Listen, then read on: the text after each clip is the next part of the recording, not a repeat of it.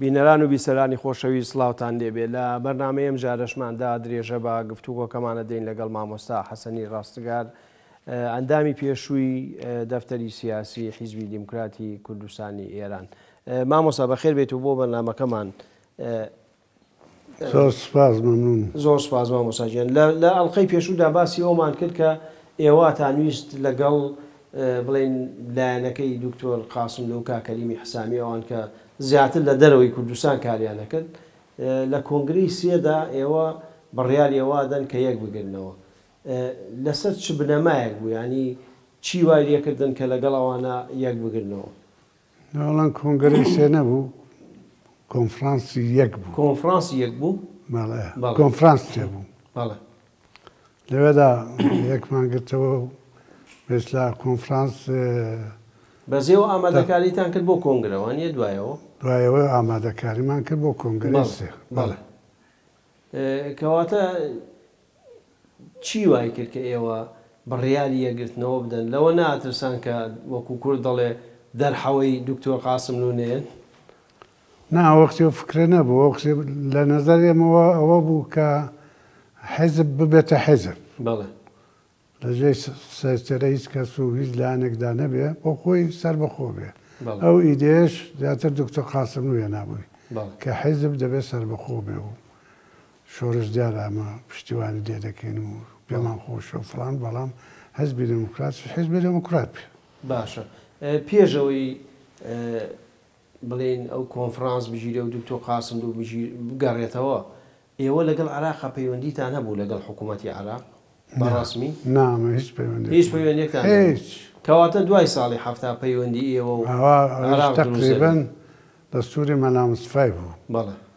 کاگەمیر پێکوتی قسەم لەگەڵ عێراقیەکان کردووە کە کۆمەکتان بکەن، چۆ لای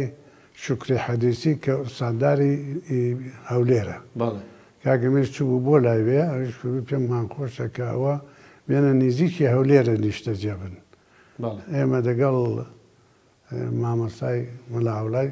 چوون بۆ جێگا دۆزینەوەی ئەوە بوو لە هیرانێ جێگامان دەستکەوت، هیران نازنینە لەوێ نیشتەجێ بوون و پەیوەندیمان لەگەڵ حیزبی باز بە ڕەسمی ڕاکە. ئەیکەواتە دکتۆر قاسملووان بە ناوی چیەوە هاتنەوە؟ بە ناوی تودەوە هاتنەوە یا بە ناوی چی؟ ناوان بە ناوی حیزبەوە هاتنەوە. ئەوەی پێشەکە باسم کرد وا بوو. بەڵام ئێوە پەیوەندیتان نەبووانەی کوردستان؟ هیچ. بەڵێ. مامۆستا بڵێن کۆنفرانسی سێ بە خازانجی حیزب شکایەوە یاخود بە گشتی یاخود بە قازانجی لایەنێک لە ناو حیزبە؟ نا بە خازانجی حیزب بوو. بەڵێ. ڕاستەکەی ئەوەیە دکتۆر قاسملو سەری لە حیزب و شتیوا دەردەچوو ئەساسنامە و بەرنامەی حیزبی تودەی خوێنبەوە، هیچ چکسلەواکی خوێنبەوە، ئەوانەیە خوێنبەوە و من نەمان بوو، شتێکی ئەو تۆمان نەبوو. لە کۆنگەرەی دوو شتێک پەیدا بوو، بەڵامی دێ و جێگای نەدەگرتەوە. بەڵام ئێوە گومانی ئەوەشتان هەر هەبوو کە هێشتا لە ژێر تەسیری حیزبی تودای بن ئەوان؟ وەڵام من شەخسەن بۆ خۆم گومانم نەبوو. نا چونکە لە شۆخی و گاڵتەوانەدا زۆر زەممی ئیتیحادی جەماهیری شۆڕەوی سۆسیالیستیدا دەکرد. ئەو زیاتر دۆپچێکی بووە تاکوونێ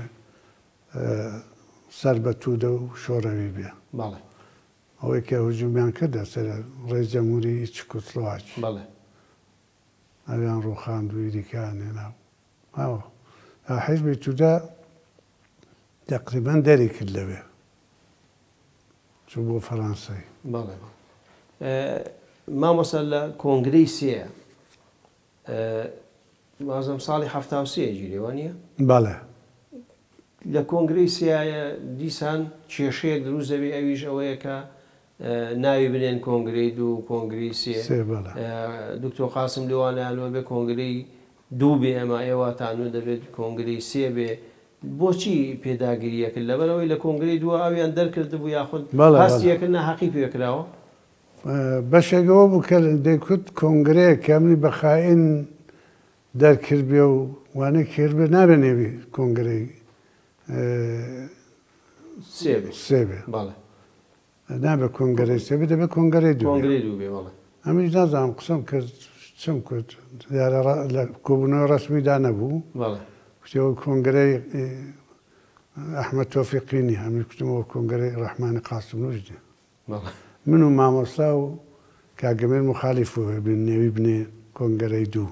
شو كعالم الشيزور لدر لكردستان راهادون للسنة كوب بونو كونغري عنقربو هالشون شبيه شويش رسمي بيدرابو بو كونغري بله ما مصا أو دواي أو يعني دواي حفتا أو شو اللي تقول دور ده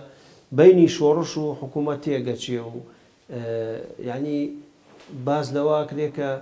دكتور قاسم لو هیچ هەوڵێکی دا بێ یاخۆ لەگەڵ کاگی دیسوان چوو بێ لەگەڵ حکوومەتی عراقی دانیشت بێ شتیوە هەیە؟ بەڵێ چۆن؟ من بیستمان کە آخر مەرحەلە کاگیدیس کە ویستوێتی بچێتە بەغدایە داوای لە دکتۆر قاسم لوی کردووە لەگەڵی بێ ئەویش هاتوۆتە کەرکووکە لێوەرە لەگەڵی چۆ بۆ تا بۆ بەغدا لە بەغدا کە قسەیان کردووە بە قەولی دەڵێ ئەو جوورەی کە پێویستە نەگەیشتونەوە کە تا کەرکووکشێ هێناوەتەوە و دوایە گویا شتێکی دیش پێکاتوە کە 3 نەفەر یەکیان حیزبی باس و دکتۆر قاسم و یەکی دیکەوم چاک لەبینە یعنی پرۆژەیەک بدەن شتێک بدەن بۆ حەلی مەسەلەکەی کە موفەق نەبوون. بەس مامۆستاوە دەنگۆیە یاخۆ ڕاستە هەر بەڕاستی دکتۆر قاسم لوو لەگەڵ کاگی دیسا چۆتە بەغا؟ ئەوەی کە من بیستومە بەڵێ. چۆ؟ چونکە زۆری پێ ناخۆش بوو ئەو دۆستاتێک تێکچێ و قوارەیە تێکچێ. ئەی ئێوە لە بێلانیتان هەڵبژار لە بینی شۆڕش و حکوومەتاوانیە؟ نەخێر ئێمە بڕیار درا کۆمیتە مەرکەزیە وەختی من ئەوژ کۆمیتە مەرکەزی نەبووم لە کۆنگرەی سێ خۆم کاندید نەکرد بۆ هۆی کە دڵێشێک لەگەڵ کاک دکتۆر قاسم هەموو ئەو وەختی وا بوو کۆبوونەوە ئەنگر بوو بەشێک پسنە دەرێ بەشێک لە بەغدا بمێنەوە بەشێک بێنە نێو شۆڕش هەتا بەڵکو مەسەلەکە چارە دەبێت. مامۆستا و مەلا ڕسووڵی پێشنیما زوانە هاتن لە لای سینەموکەی مەقەڕیاندانا لە عاشقوڵی کەریم ئیحسامی مامۆستا هێمنوانە لە بەغدا ئەمانەوە دکتۆر قاسم و چۆ دەرێ یعنی بۆی کە هەم بێتەرەف بینی هەم هیچ لایەک وا نەزانەکەمە لە ئەنگری ئەوان لەو ڕێکەوتنامەی نێوان بڵێن شاو سەدام حوسێنە هیچ بەڵگەیەک شتێکتان هەیە کە باسی بڵێن پارچەکانی تری کوردستان بە تایبەتی ئەوە کرابێ یا تەنها سەوداکە لەسەر سەوداکە لەسەر شۆڕشی بارزانانی بوو ڕێکەوت بوون کە ئەو شۆڕشە پشتیوانی لێ نەکرێت لە نانێرانەوە ئەوانش شەتول عەرەب بەئیسلا نیوەی بدەن بە ئێران لەسەر بەڵام شتی نەهێنیش ڕەنگە بوو بێ ڕەنگە بوو بێ من زۆر ئاگادار مامۆسایەوە هیچ بڕیارێکتان هەبووەوەی کە خەباتی چەکداری دەست پێ بکەن لە دوای 75 پێشەوە ینی ئەوە هیچ کە نا چونکە مەسەلەکەەوە بوو کە حکوومەتی عێراق بە کولی ڕازی نەبوو چونکە بە قەولی خوانە و بەڵا گەورەیان لە کۆڵ ببووە ڕازی نەبوو نا هیچ کەس ئێمە لە بەغداوە بەبێ مخابرات نەیدەتوانێت بێتە خەڵازێ هێشتێکیان لەگەڵ لە خستن بە نێوی جەبار ئەم نۆقتی لێ دانیشگا دەم خوێن تۆ لە دانیشگای سلێمانیش خوێندووتە چی خوێن مامۆستا؟ وڵا لە کولیادا بوومە ئەدەبیاتی تەواو کرد؟ بەڵێ کەواتە دانیشگا لە سلێمانی تەواو کردو بەڵێ ئەو کاتەی لە دوای بڵێن 75وانە بەڵێ خەڵک چۆن بوو ینی ئەو خەڵوێستی خەڵک بە تایبەتی شۆڕژ وردەوردە باسیەوە کرا بڵێن شۆڕش دەست پێ کاتەوانە لە ناو زانکۆکانە زانکۆکان زۆر ناڕەحەت بوون خەڵک بە تایبەتی دانیژەکان بەڵام هەندێک دانیژوش کەم بوون بەڵام ئەوان خۆیان تەسلیمی باس کرد بوو خەبەر شتیان دەدایەوە مەشهوور بوون جارێکە من لەگەڵ مامۆستایە من کە هات بووم بۆ سلێمانی داوەت کراین بۆ دانیشگایە مامۆستای من شێعر بخوێنێتەوە شێعری زۆر توندی خوێندەوە ئەو بستۆکەی دوژمن ناوی ناوە سنوور مەسەڵەن شتی وای خوێندەوە دیار بوو دەستە بەندێکە دەنێو محوەتەی ئەو باس و خاستەیدا و شێعر خوێندنەوەیدا دیار بوو ئەقەلیەتێک کەمێک دیفاعیان لە ڕەخنان نەبوو لە مامۆستایمنی دیفاعیان لە بەعز دەکرد هەدیەکی زۆریش دیفاعیان لە شۆڕش و لە کورد دەکرد مامۆستا با بڕێن فایدەی نییە توش کێشەی دەبین هەڵا دوای حیزبی باز بڕیاریدا کە نابێ هێ من بچێتە زانکۆکان یا ئەو شوێنانە ئەو شوێنانە بەڕە بەڵێ مامۆستا لە دوای ساڵی هەفتا و حەوتەوەی تو وردە وردە لە ئێران هەندێک پشێوی دروست دەبێت و دوای ئەوە لە هەفتا و هەشتوی تر لە هەفتا و نوێ کۆتایی بە ڕژێمی پاشایەتیەت ئێوە هیچ ئامادەکاریەکتان هەبوو بۆ گەڕانەوە و یعنی خۆتان تیار کرده بوو ڕاستەکرد دەوێ ئەمە هیچ باوەڕمان نەبوو کە شا بڕۆک چکە سەر بە غەرب بوو بەڵام دوو سێ شت باعث بوو کە پیا و فکری لێ بکاتەوە یەکیان نوتقێکی شای بوو سوخەنڕانیشی کرد کە زمانی چاوشینان بەسەر چوو واشنگتۆن پۆست بۆ خۆم گرت بوومەوە ڕادوێیە جوابی داوا دەڵێ شا تووشی خۆت بە زۆربینی بە خۆ بەزرزانی بوو لەوەیدا ئێسان فکرێکی بۆ داهاتە پێشە و جار شا و بۆ ڕئیسی ئۆپێکی نەفت گرام بوو وردە ودا تەزاورات کە دەستی پێکرد من نەزەرم وابووەتا نەگاتە تەورێزە هیچ باز نییە بەڵام کە گەیشتە تەورێزە یەقینم پەیدا کرد شا دەڕوو بۆچی تەورێز مامۆس تەورێز تورک بوو زۆر ینی هەڵوێستی عەجەمی ئێرانە ئازەری ئێرانە بە تایبەتی تەورێزە تەورێز مەرکەزیانە ئەگەر ئەو ببزوێ دەپێزا لە ئیسفانێ بوو دوهاتە تارانێت دوای هاتە تەورێزێ لەبەروێ بوو کە پێم وابوو مامۆستا ئێوە هیچ پەیوەندیەکتان هەبوو لەگەڵ یعنی پەیوەندیەکتان گرێدا بوو لەگەڵ خومینی ئایەتوڵا خومینی نا هەتاکو شۆ پاریسیش یا پێش لە پاریسێ دکتۆر قاسم پێشەوە هیچ بەڵێ لەوێ دکتۆر قاسم و چوو بوو بەلای بەڵام هیچ بەڵێنیە کوشتێکی پێ نەدا بوو هیچ وەک بەردی وا بوو هیچ وعدێ بەڵێنێ مەسەلەن نەیدا بەڵام دکتۆر قاسم و کە گەڕایەوە بۆی ڕوون بوو بۆەوە کە شا نامێنێ چۆنی بۆ ڕوون بوو بۆ نازانم کوتی دەبێ بچینەوە بۆ ئێرانێ شاما بوو ئێستا ئەمیش سەرم بردە برنجێ مامۆستای کوتم شاڕۆی کوتی بوو کوتمەوە بە باڵی خۆیدا بڕوانێ دەزارێت سوباسە ڕازبەر پێکەنین دوو بە دوو هەرواش دەچوو دوایی کە بڕیارەدەن بگەڕێنەوە مامۆستا ئەوەی کە چاوەڕێتانەکرد لە کوردستان لە ڕۆژهەڵات بەڕاست ینی دیموکرات هیچ پایە و ئەو شتە کۆنەکانی کە هەتان بوو لەسەر ئەوانە جارێکی تر دیوارتان دروست کردەوە یاخود بە شێوەیەکی نوێ دەستان بە خەبات کردەوە ڕاستەکەی ئەگەر بڵێن ئەو وەختی باوی چەپ بوو هەرچی حیزب و میز بوو ئەوانە بوو زۆرتر لە ئەنگری چەپەکان بوون خەڵکەکەی دێهاتی زۆر وانێک نەبوو ئەنی لەنێویدا دیار نەبوو بەڵام پاگای کۆنی هەبوو حیزبی دموکرات کە چوینەوە ئەمە دیارە دەستای ئەوە نەبوو دەستای ئاقەس چوو بەڵێ هەزانم تۆ چوویتە پالیس و گەڕێتەوە بەڵام گەڕێنەوە مەسوولی شاری مامۆستایان دانابوو مامۆستا ئینسانێکی زۆر زیرەکە بەڵام مامۆستا عەبدوڵڵا بەڵام لەنێو خەڵکی ساڵاغ و جوانەوانەدا وانەچی نەبوو خەڵک زۆر نێناسی نەیەناسی پادگان گیرا بوو بەڵام کەس نەیدەزانێت چ بکە حیزب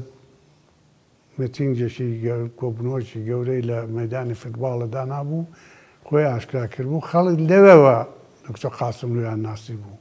کە ئینسانێکی بە زمان و بۆ توانایە دی وردەوەدا خەڵک بەڵام هیچ سەرەوبەرێک نەبوو ئەمە کە چوینەوە درەنگیش چوینەوە سەرەوبەرێک حیزب شتێکی وا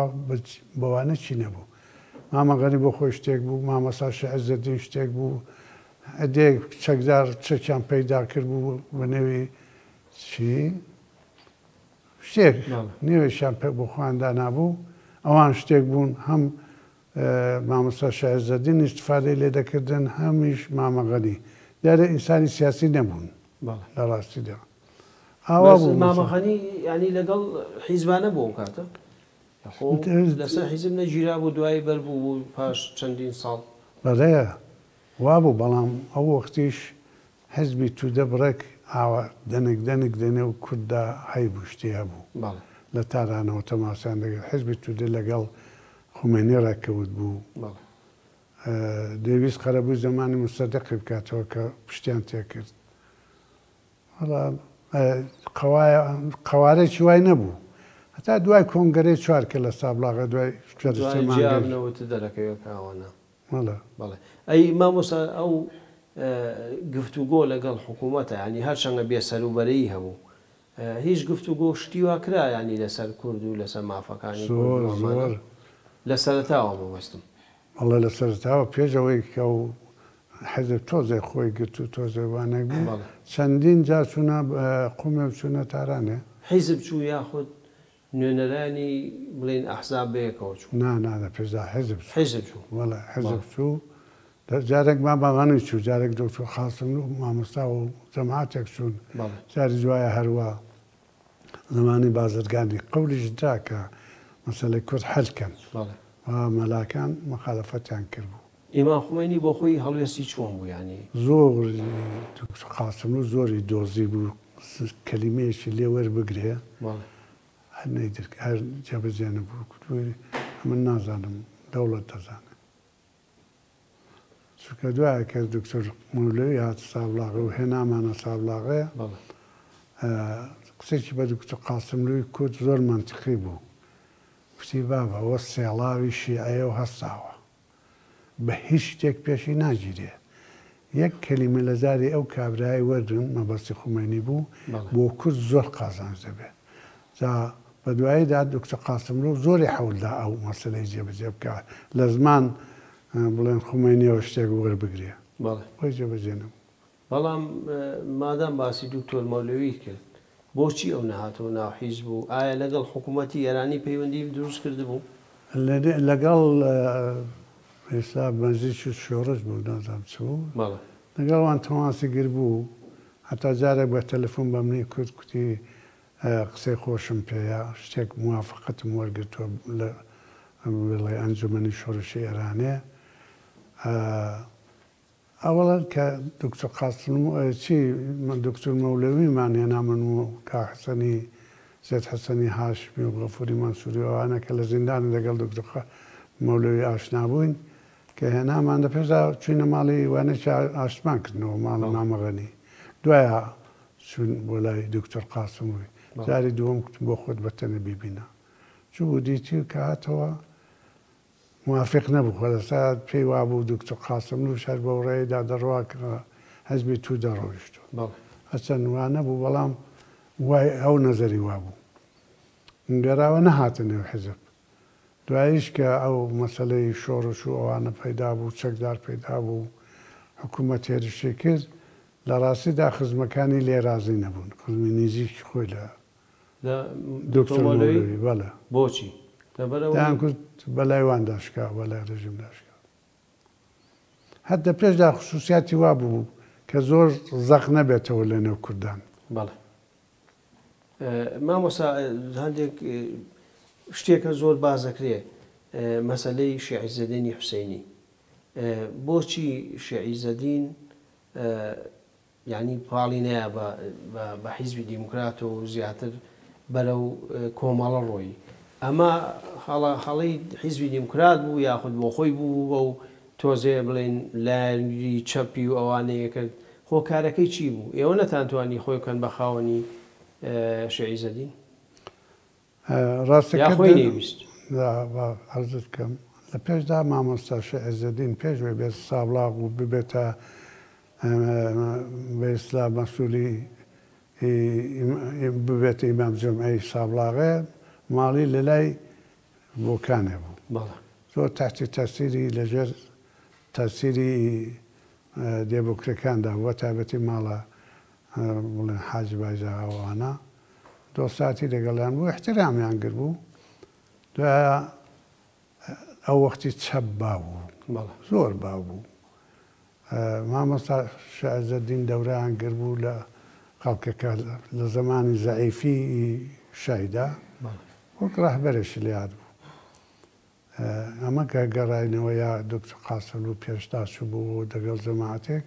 زۆران حەولدا بوو، زۆر چوو بوون بۆ ماڵی مەلا شای عیزەدین. جارێکیش بۆ خۆم چوو. دوای گەڕانەوە لەگەڵ کێشەی مەمگران کاک دکتۆر قاسم و مامەقە نێوان بوون. ئەم تەلەفۆنێکم بۆ هات، تەلەفۆنێکم کە بۆ ماڵی مامۆستای دەمویست بارەت بە مەمگران قسەی لەگەڵ بکەم. کەمەشام کە کاکسێنی مەدەنی جابیدامەوە. وتمەوە بۆ لەوێ؟ وتی وەرە. وتم بۆ بێم، وتی کێشەمە لەگەڵ مامۆستای. وتم باشەوە هاتم. ئەوە پێسەرەوە وەرە بوو. چووم پەرپەر بوو لە جەوان. لاو پێگەیشت و شەدە بەسەر و فڵاو و بیامان و لەگەڵ مامۆستای نوتقێکی کرد بوو یا لەگەڵ ڕادیۆیەک دوا بوو زۆر بەلای چەپداکەوت بوو. ئەویش گوتم مامۆستا تۆ بۆ بە زمانی قورئانە لەگەڵ خومینی قسان ناکەی، بۆ بە زمانی کۆمونیستی قسە دەکەی؟ وتی کوا وام کتۆ گوتمەوە نییە وات ئەو وەختی لەبەرم بوو. وتی وەڵڵاهی چا چوزانم وا هاتۆ و گوتم وەڵی خۆمێنی مەلایە و مەلای شیعەیە و بەخۆش دەزانم ڕقت لە شیعانە و بەڵام وا باشە بەو زمانەی قسە لەگەڵوان نەکەی. ئەو وەختی زۆریان ڕوتێ بوو هەم حکوومەت و هەم جوانە ئەوانە. خۆلاسە کوتی خەوم دێکتم بڕۆ بن. پێی ناخۆش بوو. پێی ناخۆش بووە. هاتینە دەر لەگەڵ کاکسێنی مەدەنی وردە وردە ئەو جار بۆ لای حیزبی هات. ئەی مامۆستا پێشەوە ئێوە هەیئەتی کەواتە چۆن بوو ئەوتان قبوڵ کردووەکو و سەرۆکی هەیئەتی نوێنەرایەتی کورد؟ ئەو وەختی من ڕاستەکەی ئەوەیە لەو کۆبوونەوەیدا لەوێ نەبوو. نامن مەبەستمەوە سازت بکەم. بۆیە قبول کرا کە مامۆستا بەڕێشی سپێ و فڵان ئەوانە وەکو سەرۆک دیاری بکرێ، بەڵام سوخەنگۆکە قسە وتە بێژەکە دکتۆر قاسم بێ. بۆیە قبول کرا. لەوێشدا بۆ قسەکردن هەر دکتۆر قاسم و قسەی کردو. مامۆستا لە کتێبەکەشتا باسی یەکەی بۆ ئێوە پرسیارە لێ یەکەم، چونکە هەندێک جار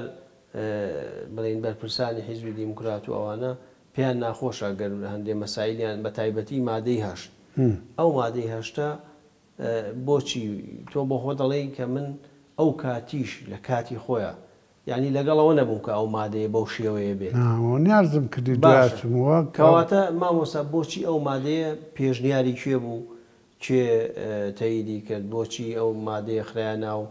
داخوازیەکانی گەلی کوردەوە؟ هۆ کارەکەی چی بوو؟ ئەمە تۆڵەکردنەوەی ساڵانی شەستەکانی زوو بوو یا دەستی یەکێتی نیشتیمانی کوردستانی تیا بوو؟ دەبێت تێدا بوو بێ. باشە، بەڵام کامیان ڕاستەکەی ئەوەیە من لە خودی دکتۆر قاسم پرسی. باشە، وتمەوە مادە هەشتە چ بخۆ سیاسیانە نییە، بۆ تۆ نووسی بوو؟ کوتی ناوەڵڵا. وتم سەلا نووسی بوو؟ کوتی ئا. وتم مەگەر جەنابەت مخالەفەتت کرد با دەبوو؟ کوتی نەدەبوو. بە پێکردنەوە کوتی نەدەبوو. بەڵام یەکێتی نیشتیمانی تاسیری لەسەر کاک سەلاحوان زۆر بوو، مالا شای عیزەدینیش. کەواتە ئەوان تاسیریان هەبوو. دەبێ وا بوو بێ. زۆر باشە مامۆستا، پشوویە گەین و دوای درێژە بە قسەکانمان. دووبارە سڵاو بەڕێزان، درێژە بە پەنجەمۆرە دەین لەگەڵ مامۆستا حەسەنی ڕستگار، ئەندامی پێشووی مەکتەبی سیاسی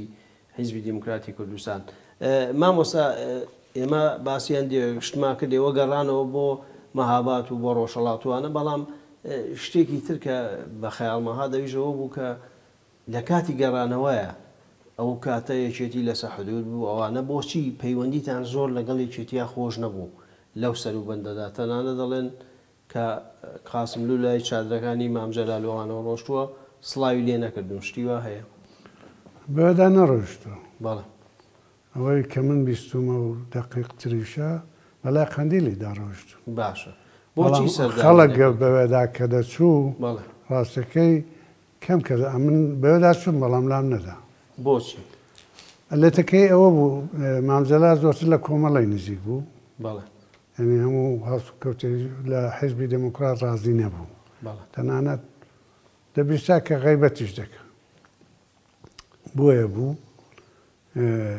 کە دوایە ئەمن بووم بۆ مەسئولی سەردەشتەوانە ڕابطەم لەگەڵ مام جەلالی هەبوو دوای ئەوە دروست دەبێ دوای ئەوەی بەڵێ خلاصە قزیە قەوما لە سەردەشتێ نوێنەری مام جەلالی کە لەوێ بوو چی ئامەخانە عەلی ئامەخان کوژرا بۆچی کوژرا وەڵای دەبێت شتی کۆمەڵاتی بوو بێ یعنی ئەو ماڵەی کە لێ بوو ئەوان کوشتیان ئەوان وە دوای کەوتن کوشتیان هەڵات بوو دەمانسێ پێوە نابوون ئەوانش بۆ دوای کەوت بوون کوشتیان ئەوەش خەریک بوو ناکۆچێک دروستکە لە بینی ئێوە و ینی زیاتری کە نامە پێمان ناخۆش نەبوو کوشتنەکەی ئەو کێشە و بێشە نەک بە کوشتنەکە بەڵێ چونکە وەختی حیزب لە سەردەچە نفوزێکی وای نەبوو زۆرتر نفوزەکە ئەو شوڕای شاری بوو کە ئەوەی کە قەزەکەشی دەگەڵ قەوما مەسئولی شوڕای شاری بوو ڕەحمانی وانەچ شورای شار مەبەستە چییە حیزبی دیموکرات بەشێ بوو لەو شورایە نەخێر ینی کۆمەڵە بوونەوەە نە کۆمەڵەش نەبوو ئەوەی زمانی شای بوو دروست بوو ئەها بەڵێ ینی هەر ئەو کاتە ما بۆ بەڵە مابوونەوە شوراکان دوایەوە تقریبەن لاچوون دوای لاچۆن ئەوجار زیاتر خەڵکانێک تابعی مام جەلال و یەکێتیەوە نەبوون بەڵام مام جەلال تووڕە بوو لەو هەڕەشەی کردبوو کە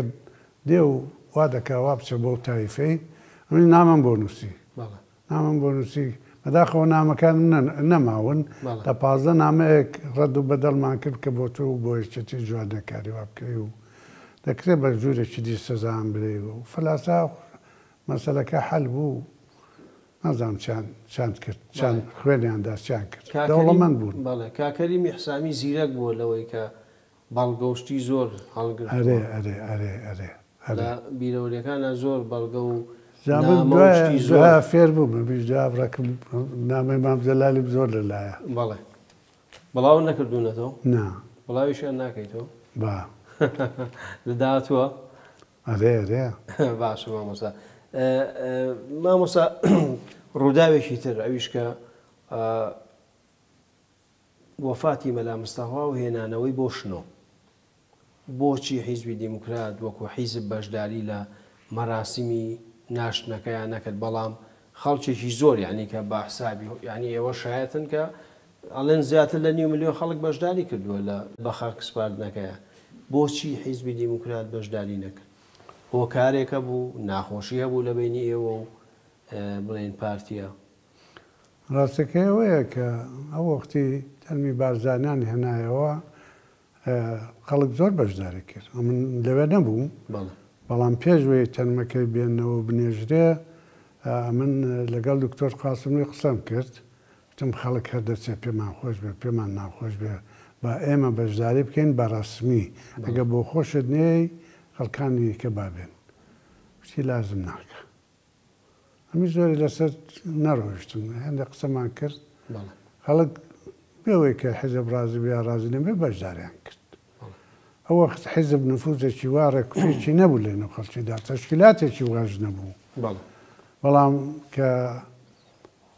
مەلاشە ئەزەدین گەڕایەوە لە تارانە و خەڵک بە پیرەوە چووە من داوام لێ کرد پێما تەسیری پێشەشی لەسەر بوو کە بە قسەی نەکردبووم کچم خەڵک هەر دەچێت بە پیرەوە عالەم ڕۆیشت با حیزب بکاتەی خۆی ئەو وەختی موافقەتی کرد کەمە بەشداری بکەین وەکو حیزب بچوت پێشوازی لە شعیزەنی بەڵێ دیارە با یەک شتیشت پێ بڵم خەڵک نەک هەموو خەڵکێکی زۆر لە کوردستانی ئێران بە تایبەتی لە مەهاباد و ئەوانە لە پارتی تووڕە بوون تووڕەبوونەکەشان ناحەق نەبوو بە نەزەری من خەڵکیان تەحویلدا بووە فایقیان کوژ بوو ئەوانە تەسیری خراپی لەسەر شۆڕشە بوو بۆیە نەزانم ئەو تەسیرە لە نێو حیزبدا هەبوو نەبوو چەند بوو ئەوەی دەقیق نازانم چونکە وەختی من گویا مەسئولیەتم نەبوو باشە مامۆستا بەڵام وابزانام کاتێک مەسئولیەتت هەبوو ئەو کاتێک کە مادام هەر باسیەوە کەی نامەیە باز بم بەسەر ئەو شتانی کە پەیوەندیان بەیەکەوە هەیە دەرهێنانەوەی قەبری مەلا مستەفا پارتی هەرزوو حیزبی دیموکراتی تۆمەتبار کرد ئێوە ژوورتان کە ئەمە پەیوەندی بە ئێمەوە نییە کۆمیتیەکتان دروست کرد بۆ ئەوەی لێکۆڵینەوە بکە حیزبی شوێعی بەشدار بوو بە شێوەیەک لەم هەموو شتەی کە کرا چیتان دەستکەوت؟ ڕاستەکەی ئەمە پلینۆمان نەبوو کە ئەو خەبەرەمان بیست لە پلینۆمدا تای ئەتیقی کە مەسئولێتی لە ڕادیۆی زۆر بوو شتێکی نووسی بوو هێنای بە دکتۆر قاسملووی نیشاندا گوتی باش ئەمەش هێندێک کوتمان با بە بیخوێنەوە خوێندەوە محکوم کرابوو داوای سزا کرابوو ئەو کەسانە ئێوەیان کردو لە ڕادیۆ خوێندرایەوە بەڵام کۆبوونەوەی دیاری کرا لە حیزبی شووعی و پارتی و ئێمە یعنی ئەو کۆمیتەیە بەسەر ڕابگا و تحقیق بکا و نەتیجەکەی بداتەوە بە هەردوولا وابزانم ئەوەی من بە دەقیقی بیستمە وابزانم پارتی مخالفەتی کردو نهاتووە بەڵام دوایە من بۆ خۆم داوام کرد لە دکتۆر قاسملووی کتم من پێم خۆشە لێکۆڵینەوەی بکەم ئەگەر ئیجازەت لەسەر بێ جوابەکەشت بۆ دێنمەوە کتی پێم باش ئەمن چوم زۆرم تحقیق کرد لە کۆمیتەی شارستان لە برای ڕەحیم میرانی لە فڵانی لە برایەکەی ڕەحیم میرانی پرسی کتم کەریم بوو نێوی کتم چۆن بوو زانیت ئەوە تەرمی مەنامسفای دەرهاتوەوە ئەو بۆ خۆی لەوێ پاسەوان بوو چی بوو ئەی براکەی پاسەوان بوو بەڵێ ڕەحیم میران پاسەوان بوو ئەوە برای بوو بەڵێ کتی بەیانی زوو هاتووە پێ کتم توێتی تەرمی مەنامسفان دەرەناوەتەوە ئەتۆ بچۆ بە حیزبی بڵێ میژەوە دەچم بە پارتی بەڵێ ئەوانە کوردی ڕۆژهەڵات بوون خۆیان بەڵێ خەڵشنوێ بوون ئەمن کەریمم پێم کوردیار وەکو ڕەفیق وەکو دۆست نەگوەکو محەقق کوشتیوە کتم بچۆ بە ڕەحیمی بڵێ بابێت چاوم پێ بکەوێ چوو هاتەوە کتی نەهاتووە ئیجازان نەداوە جەریانەکەم لە هێچیان پێکتم کۆمیتەی شارستان کوتیان لە عێراقە هاتوۆتەوە شتێکی قسەیەکی پێیە پێمان خۆشە بیبینی نادم بە دوای داهات دیارە پێش دەرێنانەوەی تەنمی بارزانی بوو ئەمن چوو بۆ نێویان مەجموعەیە کوردی شنو ئەوانە لێ بوو چوو بۆ نێویان کردووی کەس بیستوێتی کە تەرمی بارزانیان دەرێنابێتەوە پێشەوە دەرهێنانەوە دیارە من بەراوردەکەم وابوو هەر بۆ دکتۆر قاسملووش ماجەراوە کە احتیمالی زۆرە عێراقیش خەریک بوو بێ بۆ ئەو کارەی دیارە کاک مەسعودیش نووسیوێتی یەکێک لە مەسئولینی پاسداران بەڵام مەغەڵەتەی تێدایە وانێ ئەحمەد چی مەلا ئەحمەدی بانی خێڵانیش چووە بۆ لای کاک مەسعود و چۆ بۆ لای کەچۆت بۆ لای کاک مەسعودی لەگەڵ عەلی عەبدوڵای کوتوێتی جەریانی چووە بوو بە شەر لە بینی پارتی و حیزبی دموکرات نەقەومی و فڵانەوانە شتەکەی هەلکەین کوتوێتی وەڵای بەدەستمان نییە بچن بە حاجی محەممەدی فڵان چۆتەکەن حاجی محەممەدی دەکوت نووسیوێتی حاجی محەممەد زۆر تووڕە بوو حاجی محەممەد چیە؟ حاجی محەممەد خەزووری کاک مەسعودیە لە جێگای شێخ ئەحمەدیە لە نێو بازانێ فەوتی کردووە کوتی زۆر تووڕە بۆ کوتوێتی وایان دەسەرەوە ناچێت یعنی شتەکە ئاوا بووە ئەی کەواتە کاک ئەحمەدی قازیش لە بیرەوەریەکانیە باسیەوەکە کە دەستی مخابەرات یاخود پاسدارانی ئێرانی تیا بوو تەنانەت ئەو هەندێک شتی ژەڵێ وەکو بەڵگاڵێک کە خۆم کەسم بینیوە کاک مەسعودیش نێوی کابراشی نووسیوە پاسدار نێوەکەی نووسیوە بەڵام شتێکی لێ ئیزافە کردووە کە دەڵێ مەسئولێکی حیزبی دموکراتیش دەگەڵ بۆ کە ناوەکەمان نەزانیوە ئەی کەواتە و کاتە بۆچی سەی ڕەسووڵی بابی گەورەیان ئیتیهامە کرد بەوەی کە ئەو کارەی کردوێت دا با شتێکی ڕاستت پێ بڵم نووسیشمە دە کتێبەکەیدا ئەمە مامورێتێکمان هەبوو دەگەڵ مستفای هیجری و کاحسێنی مەدەنی ئەمنی شانبرد بۆ شمالی کوردستان لەو سەری کە گەڕامەوە ئەمن دوایوان گەڕامەوە ماشێنی وەرگتن لە پارتی هەر بە قسە ئەوان بە ماشێنی گەڕانەوە بۆم نیشان نردبووە من بە هەڵە چوو بوو مەجێکی دی ناگەیشت بێ کە هاتمەوە شنوێ کاک مەسعود داوای کردبوو ڕەشۆیەکمانە بوو پێمان مەسئولی ناوچە بوو کوتی کاک مەسعود پێ خۆشە بتبینێ ئەمیشتم وەڵامیش پێم خۆشە شەوێ چوین بۆ لای کاک مەسعودی شەوەکەی لەوێ وانەکمان کرد و سبەینەکەی کە باس هاتێ ئەو وەختی وانێکی کەریمیش لەوێ بوو ڕەحمانی کەریمی ئەوە خۆی بە 12 نەفەر زۆر تووڕە بوو لە سێرە تووڕی کچم بۆ کوتی حاجی ڕەحمانی دەناسی کچم زۆر چاک خەڵکی زیینوە بوو دەمناسی کچم زۆر چاکشێ کوتی پێ چ پیاوێک کە کوتم وەڵا پێم پیاوێکە ڕاستە کوتی بانگی کرد وەڵا حاجی ڕەحمان هات حاجی ڕەحمان مەڕ و ماڵات و باڕجین و ئەسپ و ماینی ماڵە مەلا مستفای بەخێو دەکرد یا ئاگای لێ دەبوو لە پەسوێ بوو شوێ بوو لە لای لە ڕاژان نەبوو نەخێت لە پەسوێ بوو نزیک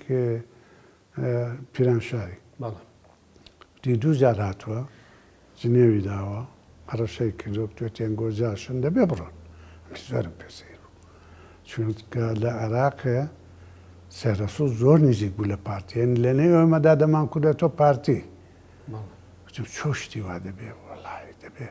بەڵام لەوێ هیچ قەرارێکم نەدا وتم وەڵای کاک مەسعود ئەمن دەستمەوە دەگەڵ سێرەسوو قسە دەکەم زان بوا گۆڕاوە چ بەسەر لەگەڵی قسەت کرد دوایی درەنگ چونکە دوایی کە قسە وڵای قسەی باشی نەکرد قسەی باشی نەکرد نازان بۆ دڵی ێشا بوو بەڵێ ئەی مامۆسا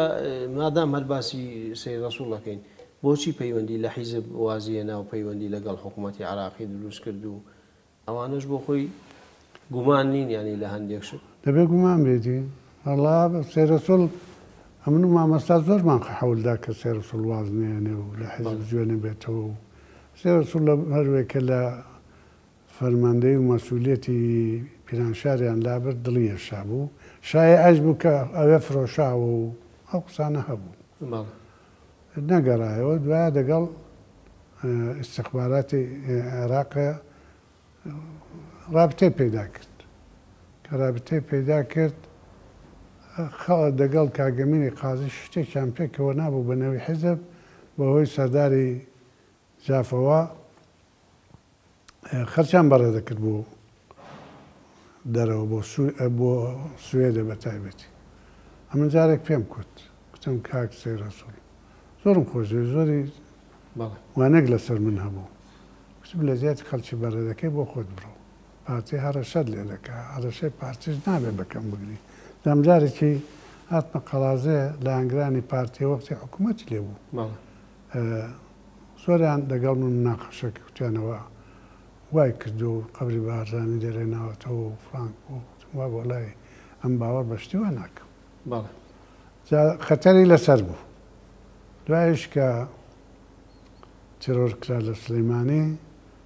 حەزب خۆی لێ نەکردە ساحب لە ڕاستیدا یەک نەفەر نەبێوی سایدی بەگزادە بوو کە چوو بوو بۆ وەنەکی دەنگۆی ئەوە هەبوو کە چەکدارانی لە هەنگری پارتی کە لە لای حکوومەتی عێراقە بوون ئەوان تێرۆریان کردەوە و 2-3 جاری شاتون بۆ بەنزەکەی لە ئەوانەی لەگەڵی بوون دەیانزانی 2-3 جارم لێ پرسن جواب بێشێڕوونیان نەداوتیان نازانین ئەی باسیەوەکەن ئەڵەن گوایە مخابراتی عێراقیش بە شێوەیەک دەستی تێدا هەبوو شتی وها بێ بڵێ ئەوە ناکەم بۆچی عێراقیانی لە خازانجی عێراق بێ ئەوە ناکەم ئەگەر شتێکی وا بوو بێ کە نەبووە زیاتر دەبێ تۆمەتەکە زیاتر دەچێتە سەر پارتی گۆیە دەواخاندا بیستمە ئەو کەسەی ئەو کاران کردووە لەناو پارتیان لەناو پارتیان هەتا باسیەوەی هەیە کە ڕەحیم میرانەوە شەرماڵیان لە شقڵاوەیە بەڵام کاک مەسعود لە کتێبەکەیە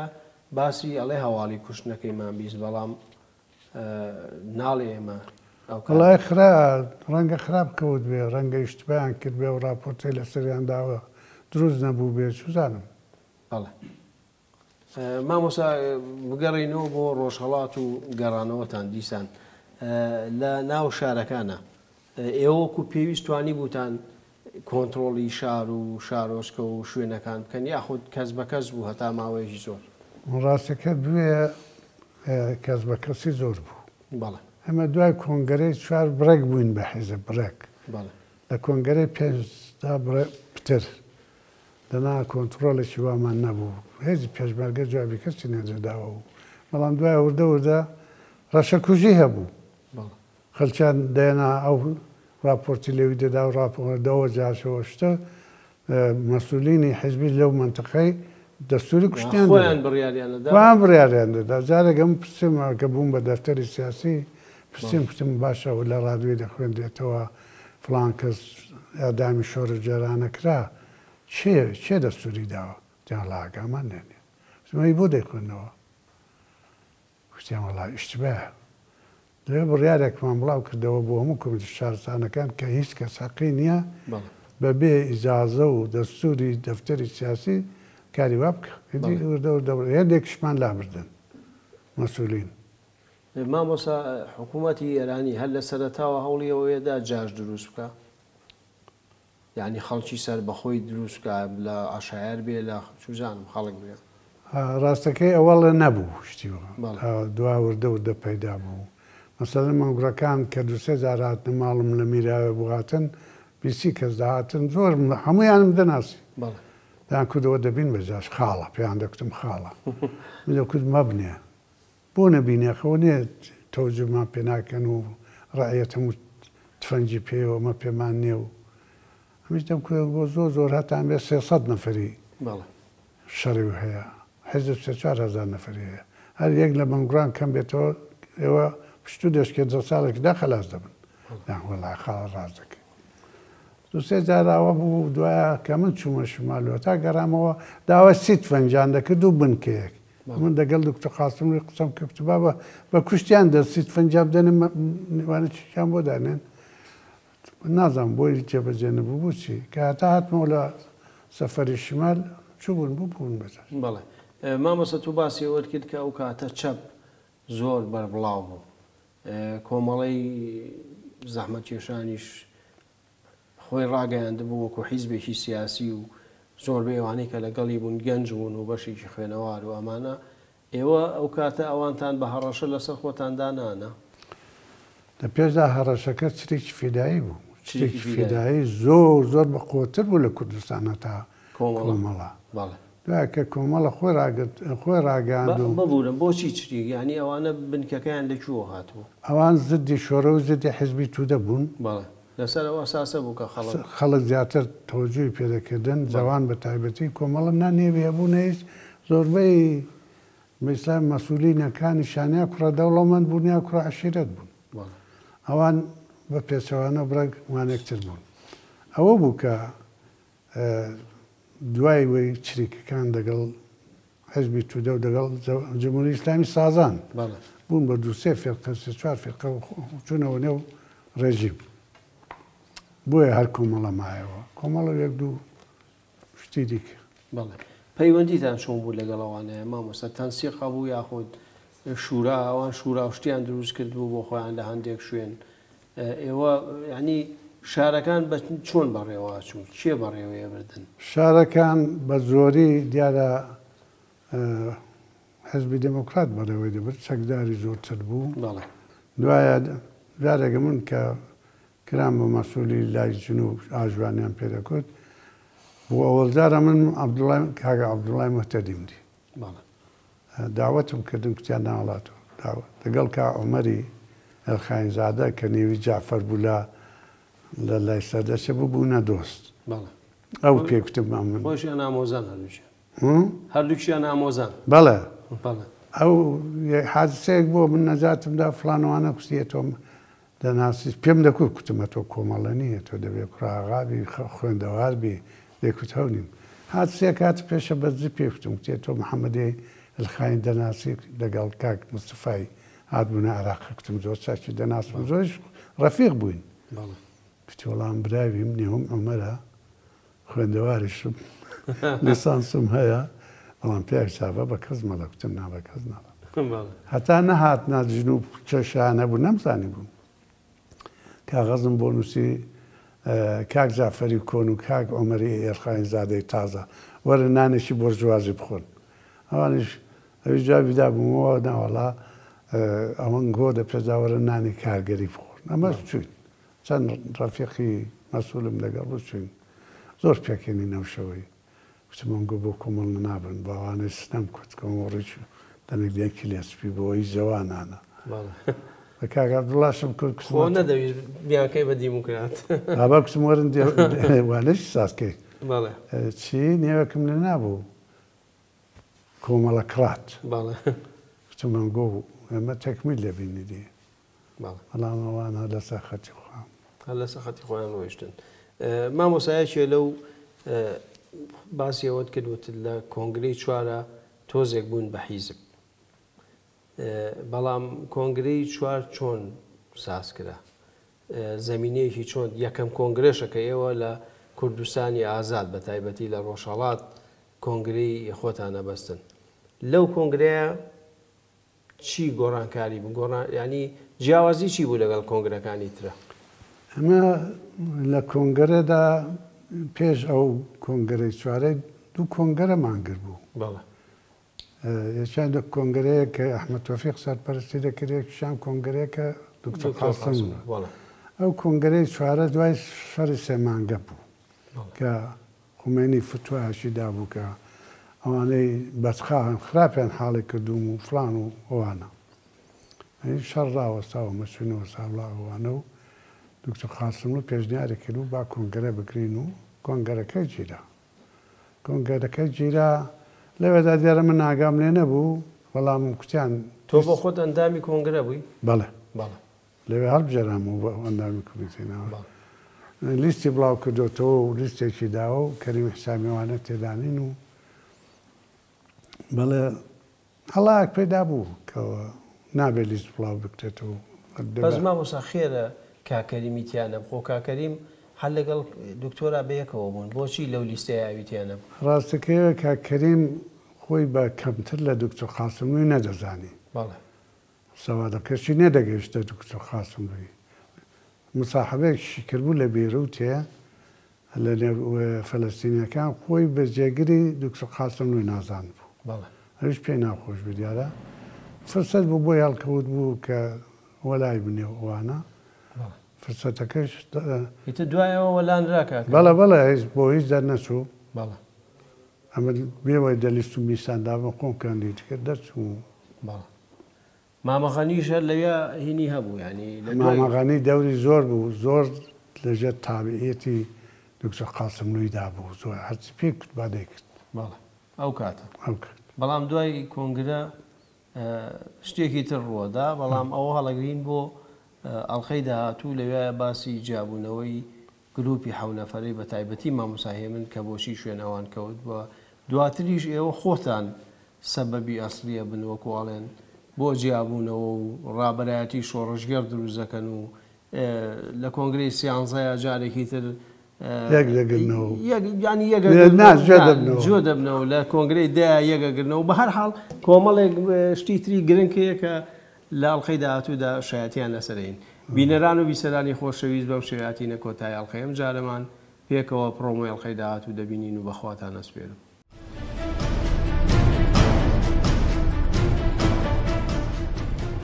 مامۆساهێ من بۆ ئەوە بوو بژیرێ لەلایەن حیزبی دیموکراتەوە من بزانم پەیوەندەکەمان لە ڕێگای مخابراتەوە بوو بەڵام چەند جارێک دکتۆر قاسملوو سەدامی دیوە چوومە مەقەڕی بەغدایە تەماشام کرد عەکسی سەدام و عەکسی دکتۆر قاسملووی هەڵاوەستاوە لەوێ کاک عەزیز یەکەم دەنگی هێنا بەڵام نەبوو بە سکرتێ هەمیشە حیزبی شوێی عێراقی نسبەت بە مەسەلەی کورد باشتری فکر کردوێتەوە حیزبی دیموکرات زۆر بە نوێنەرایەتی یاخود سەرۆکایەتی مامۆستا شیعیزەدین دڵخۆش نەبووە نەمانچێکی شکۆلەی پێبوو دەری هێنا تەق تەق بە ئاسمانێوەنا ئەمە زۆر ناڕەحەت بوو